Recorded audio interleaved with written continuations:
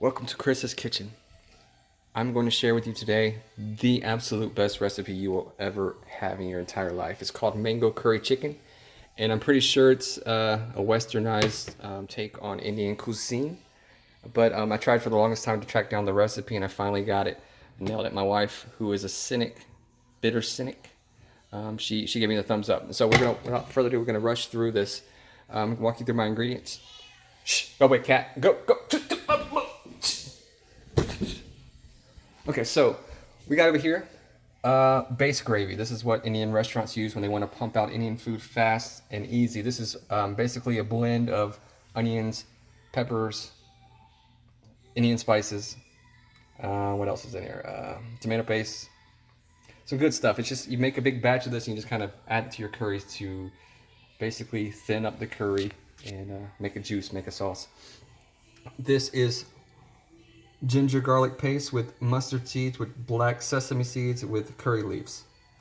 Curry leaves are awesome. If you can't find them, go to your local Indian store, grocery, and find them. They're probably there. This is the spice mix. It says fenugreek, dried fenugreek leaves, chili powder, garam masala, and homemade curry powder that you make. And I can give you the recipe later. It's pretty cool stuff.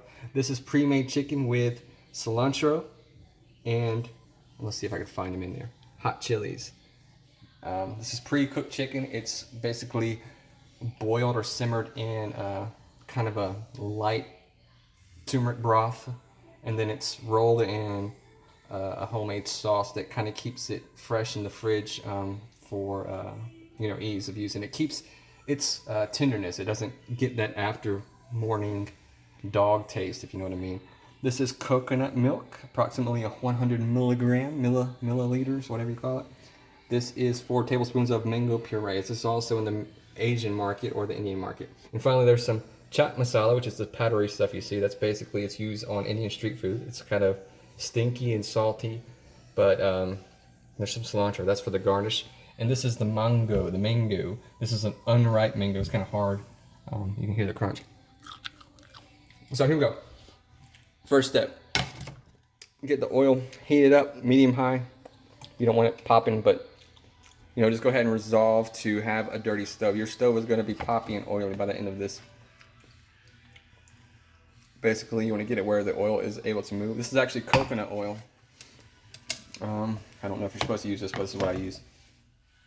The first thing you're going to do, when you see the oil recede and getting hot, you're going to put your garlic chili paste with your dry spice. These are called dry spices, and this is basically going to flavor the oil. Let me put the phone down for a second. I don't have fancy stuff, so I gotta put the phone down. Putting my dry spices in. Oh, that's now beautiful. Okay, so I'll show you what I've done. You want to boil off these, not boil off, but you want to fry up these whole spices for about 30 seconds. Well, it's not hot, so I'm going to do it a little bit longer. But you don't want to let your garlic ginger paste burn. What you're doing now, this is a secret I didn't know about before, you're actually infusing the oil. So your oil is going to absorb, it's basically going to be converted to curry, ginger, mustard seed, and sesame oil. Pretty cool. And this is going to ensure that the flavors are all throughout your dish, right? You can't. My biggest mistake I made when I first started cooking Indian food was just to throw all the spices in at once. And as you learn, slowly in my case, that every spice, every ingredient has a different cook time. And so you're trying to basically time your dish so that all the flavors are naturally pulled out and absorbed into the entire, bunch. By the way, that's about 3 tablespoons of oil, which seems like a lot, but hey, you want to get this taste, you want to taste the best food in the world, you have to make some sacrifices, So, without getting dizzy, when you hear the sizzle, and then the sizzle begins to stop, that's when you're going to add in your spices. And now you can hear it. And over here, by the way, I got my base curry, which I'm going to slowly add to the mix. I have it on low heat. You want this hot, because if you have it cold out of the fridge, you're going to screw up the cook time, because it's going to cool down your curry, and you want it to be warm and ready to go. So hear the sizzle. Don't want it popping. But probably gotta roll it. It's probably easier.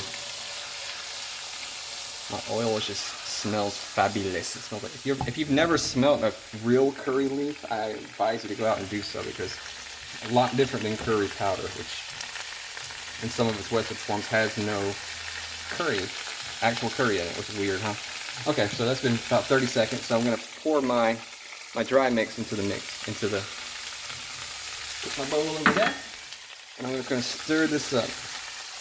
And to make sure this oil is further infused with all that awesome flavor. Well, the goal here is to kind of stir it enough to mix it, but not so much that the ingredients aren't cooking. Basically, all those curry powders you put in here, all those powders, garam masala, everything has to be cooked in order to release its flavor. And so after it's mixed up pretty well, you want to let it sit until it gets kind of dry. Now, another trick that I've learned is that when this stuff boils out, if you've ever cooked like a pack of noodles and it dries out, the flavor is still inside of here. It's all the water that evaporates. And so a trick to Indian cooking is to let the water evaporate, let the liquid evaporate, and let the flavors be absorbed into whatever you're making, right? So about 30 seconds.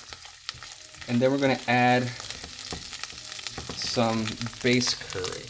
So right now we're going to let this pop. And so that it doesn't completely dry out, we're going to add about 2 tablespoons of this stuff. I'm going to put the phone down so I don't mess it up.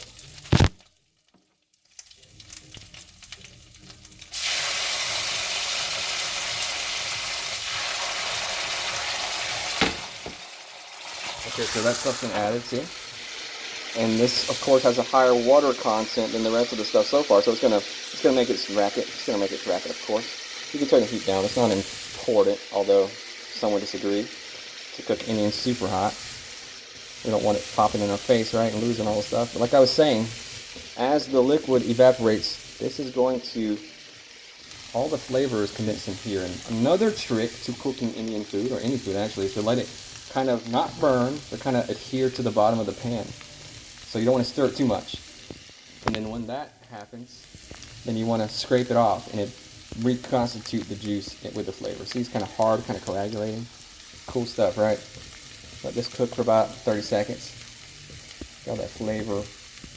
Awesome flavor. Now, here's the cool part. Here's the part where it's beautiful. Here's my pre-cooked chicken with my cilantro and my Thai chili peppers. Dump that in there. Put my bowl aside. And from here, we're going to use a spoon. I'm just going to roll this around until all the chicken kind of gets that flavor. And again, we have more sauce, and so more popping, more evaporation. We're going to do this a lot until the flavor is, until the chicken's fully coated in the cilantro. There we go. This is where it looks really good. Does that not look good already? So my chili peppers, I don't really cut them up. I just kind of cut the tops and just let them go. But I'm sorry, my pot is wiggly, see? And so this is kind of a whiplash experience, right? But here we go. The goal is to let the chicken kind of absorb all that nice flavor. What I've learned is kind of hard. You're going to add a lot more of that curry paste, which is not too salty. You're going to be adding this to the mix, and what I've learned is that doesn't dilute it because all the flavor is absorbed into here. Okay, so our goal now is to let that stick to the bottom a little bit.